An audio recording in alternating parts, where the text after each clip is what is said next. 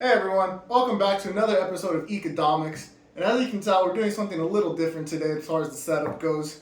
Still trying to figure out our stride out the gate. Anyways, today we're going to be talking about the first thing I did when I wanted to get my financial problems handled. And that is, I started treating my life like a business. See, what are the few key functions of a business?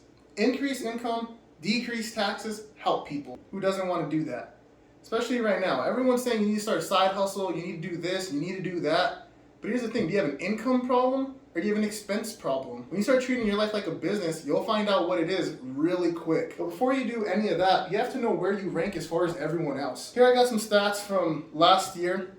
The first one is the Federal Reserve reports that 39% of Americans do not have enough money to cover a $400 emergency. That was a survey of 2,000 Americans. 22% have 1,000 to 5,000 in savings. Meanwhile, 56% have less than 5,000, and another third has less than 1. Where do you rank amongst this? Are you better? Are you below? Or just about there? See, the average American is $90,000 in debt. $90,000. Thankfully, this covers credit cards, auto loans, mortgage, personal loans, student loans, and HELOC. That's quite a bit. That's almost everything, really.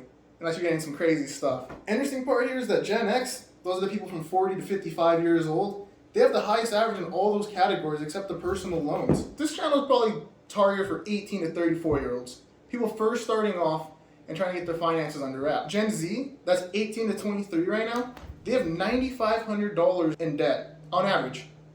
Now we got millennials, that'd be me, and most of you probably, that's 24 to 39.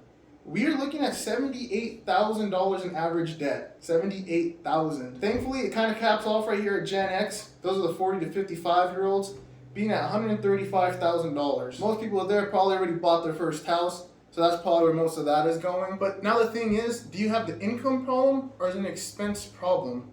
Knowing that the average income last year was $31,000, where do you stack up? That's the thing. If you're gonna play the game of finance, and it is a game, that's all business is a game. But thankfully, you can win.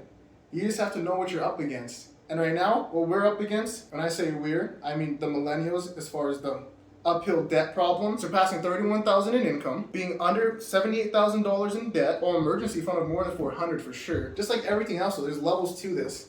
If $400 is the average, get to 401 and you're above average. But how about this? Get to 3 to 6 months. We'll call that a C. We'll call a B being a year worth of savings for your expenses.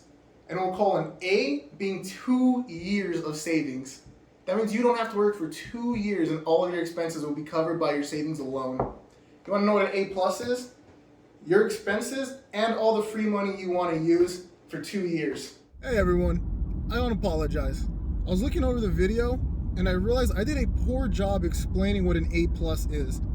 So just to clarify, an A plus is having 2 years worth of expenses saved, and by fun money, I mean being able to go out and, go out to eat, buy something out of the ordinary, treat yourself, and having it covered.